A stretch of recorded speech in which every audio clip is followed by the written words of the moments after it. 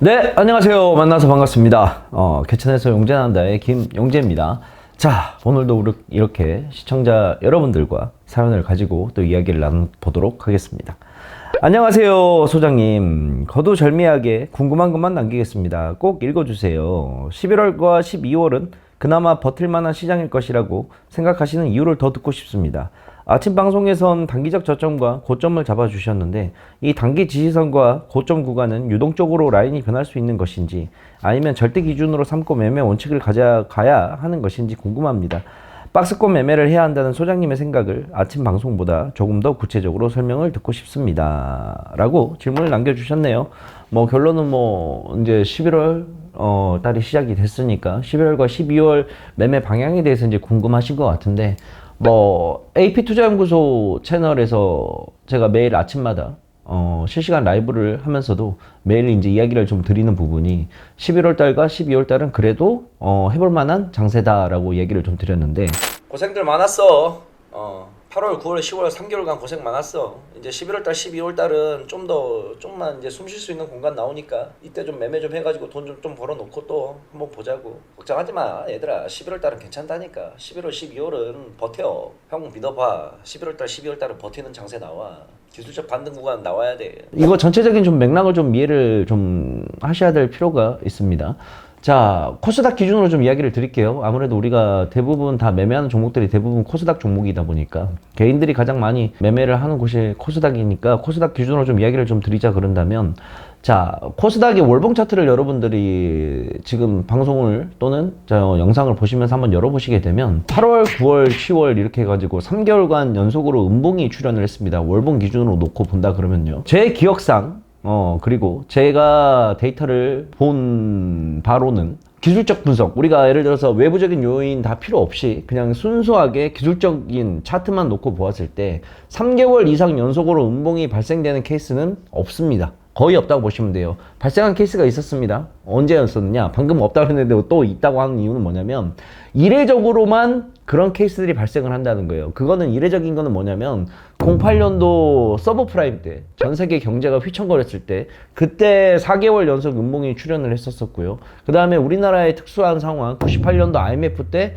또 그러한 상황이 나왔었고, 이게 전 세계의 경제가 휘청거리거나 또는 우리가 생각하는 이상 수준의 경제 대위기가 왔을 때는 코스닥 시장이 음봉으로 그렇게 연달아서 3개월 이상 빠지는 경우가 있는데, 그냥 우리가 실질적인 경제 위기 속에서는 3개월 이상 빠지는 구간은 안 나와요. 이 말은 뭐냐? 그럼 앞으로도 계속 안 빠질 것이냐? 그게 아니라 쉬어가는 구간이 중간중간 나온다는 겁니다. 이게 뭔 말이냐면 작년 한 해도 시장이 결론만 놓고 본다 그런다면 작년 한 해도 시장이 엄청나게 빠졌었잖아요. 그런데 그 빠지는 구간을 보게 되면 애가 쉬지 않고 빠졌느냐? 그게 아니라 쉼없이 내려오다가 한 2, 3개월 빠지고 나서 그 다음에 한 1개월, 2개월 정도 기술적 반등이 구간이 나와서 양봉이 나왔다가 다시 재차 빠지고 똑같은 패턴으로 계속해서 빠진다는 거예요. 결국은 이 말은 뭐냐면 지금 우리가 11월 달과 12월 달이 반등의 시작이다. 앞으로 전고점을 뚫어내면서 V자 반등으로 시장이 또 급격하게 상승이 나올 것이다. 이러한 얘기를 하는 것이 아니라 8월과 9월과 10월 3개월 동안 쉬지 않고 빼졌으니 이제는 저점 매수라 생각하는 기술적 반등 구간이 나오게 될 것이다. 그게 바로 11월 달과 12월 달이다. 11월 달과 12월 달은 시장이 탄력적으로 좀 움직일 수 있는 구간이 나온다. 이제 문제는 12월 이후가 또 문제다. 왜냐하면 11월 달과 12월 달에 어느 정도 시장이 또 오르게 되면 기술적 반등 구간이 또 끝나는 구간이 나온단 말이에요. 그럼 내년 1월 달부터는 다시 시장이 전저점을 뚫으면서 또 내려갈 가능성이 굉장히 크다는 거죠. 그래서 지금 현재 우리가 매매를 할 때는 굉장히 간단하게 매매를 합니다. 지금 코스닥 기준으로 놓고 본다 그런다면 코스닥이 734가 저점을 찍어줬단 말이에요. 이게 무서운 게 하락장 속에서는 끝이 어딘지 모른다는 게 굉장히 무서운 겁니다. 8월과 9월, 10월 3개월 동안 연속으로 빠질 때 시장의 바닥이 어디인지 체크가 되지 않기 때문에 뒤선도 무의미하다는 거죠. 그래서 그러한 공포 구간이 지나서 어찌됐건 11월 달 들어서 10월 달 말부터 이제 시작을 한 거죠. 시장이 자리를 잡아주고 지지선을 만들어주고 11월 달부터 반등이 처음에 좀 나왔었죠. 그게 734라는 기준점을 만들어준 게 굉장히 의미가 있다는 거예요. 그러면 우리가 앞으로 지수를 놓고 보고 매매를 할 때는 734를 기준으로 최대한 734 기준에 가까워지게 되면 어느 정도 또 단기 매매로 들어가고, 만약에 734를 지지받고 또 움직이게 되면 전고점 부근에서 매도를 하고, 734를 기준으로 놓고 우리가 매매를 할 수 있는 구간이 나온다는 겁니다. 자, 그런데 의미를 크게 두시면 안 되는 게, 자, 11월 달과 12월 달은 말 그대로 기술적 반등이에요. 기술적 반등이 무엇이냐고 물어보시는 분들이 또 계실 텐데, 쉽게 좀 이야기를 해드릴게요. 우리가 저 옥상에서 탱탱볼을 공을 하나 떨굽니다. 탁구공이 됐든, 뭐 예를 들어 탁구공을 떨어뜨린다고 생각을 해볼게요. 탁구공이 쭉 밑으로 수직 낙하를 하다가 땅에 닿으면 어떻게 되죠? 반발이 나오게 되죠. 그게 바로 기술적 반등이에요. 주가가 너무 지속적으로 계속해서 빠지게 되게 되면 분명히 주가가 너무 많이 빠졌기 때문에 저평가라고 생각하는 구간들이 사람들이 들어오게 될 것이고, 그걸 이용해서 사람들이 저점 매수를 하게 되고 지수 자체가 반등이 살짝 나온다는 의미인 겁니다. 이해 가시죠? 그래서 11월 달과 12월 달에는 우리가 최대한 단기적으로 접근을 해야 되는 구간이 많아요. 그리고 단기적으로 접근을 해야 우리가 1개월, 2개월이라는 시간 동안에 지수가 좀 올라올 때 팔고 다시 저점에서 사고 매도를 하는 전략을 취할 수가 있다는 거죠. 자, 지금이 11월 달, 12월 달이 문제가 아니라 저는 내년이 상당히 걱정이 많이 됩니다. 지금 11월 달, 12월 달에 또 여러분들 잘 생각하셔야 되는 게 11월과 12월에 만약에 월봉상으로 얘가 빨간불이 나왔다 그래서 코스닥 기준으로 월봉이 빨간색이 양봉이 나왔다 그래서 이게 지금 반등의 시작이라 생각을 하고 가장 크게 실수하는 게 돈을, 여러분들이 아껴놨던 돈을 밑에서 지금 다 투입시킨다거나 또는 있는 돈 없는 돈 떠끌어서 주식을 사야 될 때는 아니라는 겁니다. 말 그대로 기술적 반등 구간이 끝나봐야 본 시장을 알 수가 있는 거예요. 11월과 12월 잘 버텨주는 모습이 나오고 내년 1월 달에 각국의 모든 나라에서 또 경제 정책을 내놓을 거랍니다. 예산안 심사도 이제 다 통과가 되고 예산을 어디다 쏟을 건지. 그런데 만약에 현 상황이 나아지지가 않는다? 현재 고금리 물가가 계속해서 적용이 되는 모습이 나오게 된다? 그러면 11월 달과 12월 달 기술적 반등 나오고 나서 내년 1월 달부터 다시 하락의 구간으로 나올 수가 있습니다. 자, 그럴 경우에는 어떻게 해야 돼요? 마찬가지로 지수 저점에 오게 되면 11월 달과 12월 달 단기 매매로 접근을 해서 수익을 좀 볼 수 있을 만큼 보고 그 다음에 내년부터는 다시 현금화를 시켜놔서 지수가 바닥에 내려올 때까지 또 기다려야 된다는 거죠. 지금 우리나라에서는 이제 실질적으로 어제도 미국 증시가 굉장히 크게 올랐는데 나스닥이 2% 올랐어요. 그런데 오늘 지금 시간이 몇 시 기준이냐면 11월 13일 월요일 기준입니다. 지난 금요일 저녁에 미국 장세가 굉장히 많이 올랐는데도 불구하고 오늘 우리나라는 국내 증시는 또 한 번 약세를 계속해서 가고 있어요. 그래서 미국이 현재 우리나라 시장 자체가 미국의 시장을 전혀 반영을 못하고 있습니다. 실질적으로 미국이 올라간다 해서 우리나라가 올라가는 게 아니라 완전히 서로 지금 디커플링으로 가고 있는 모습이에요. 우리나라 같은 경우에는 지금 이래저래 지금 내부 외부로 너무나 압박이 많이 나오고 있습니다.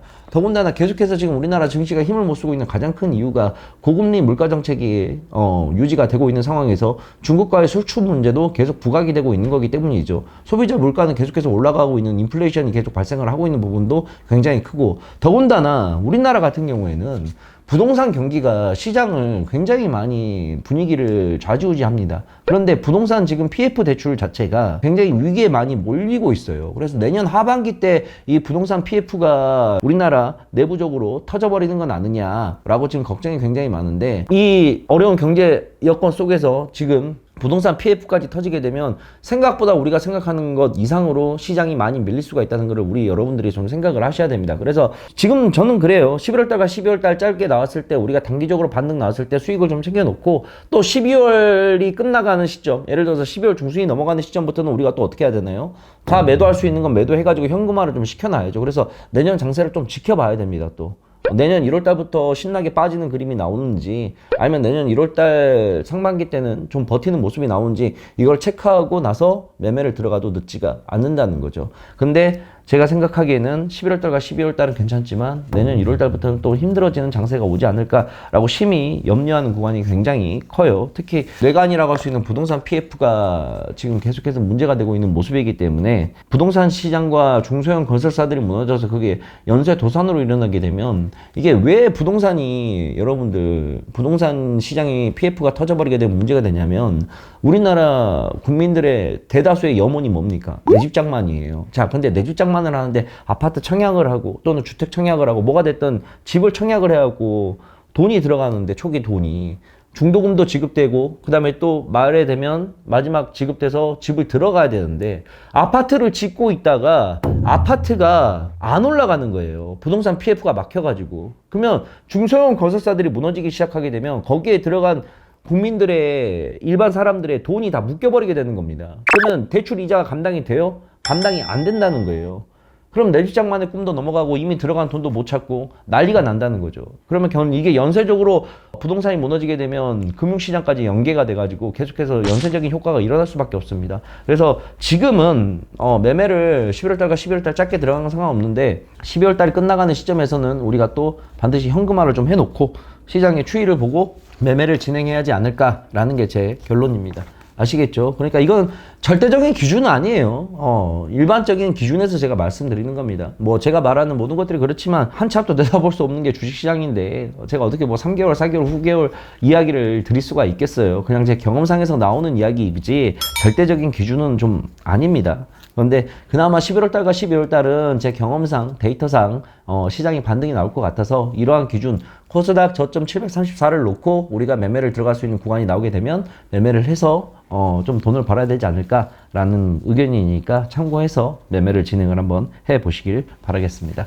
아시겠죠? 뭐 더 자세한 내용들은 매일 아침마다 제가 AP투자연구소 유튜브에서 AP투자연구소로 치게 되면 제 채널 나옵니다.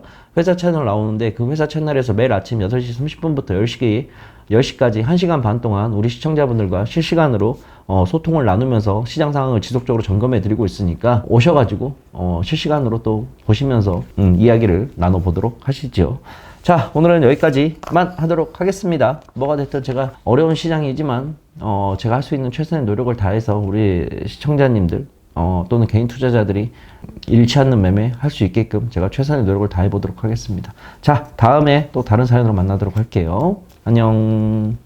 주식 상담소는 아래에 남겨주시면 되겠습니다.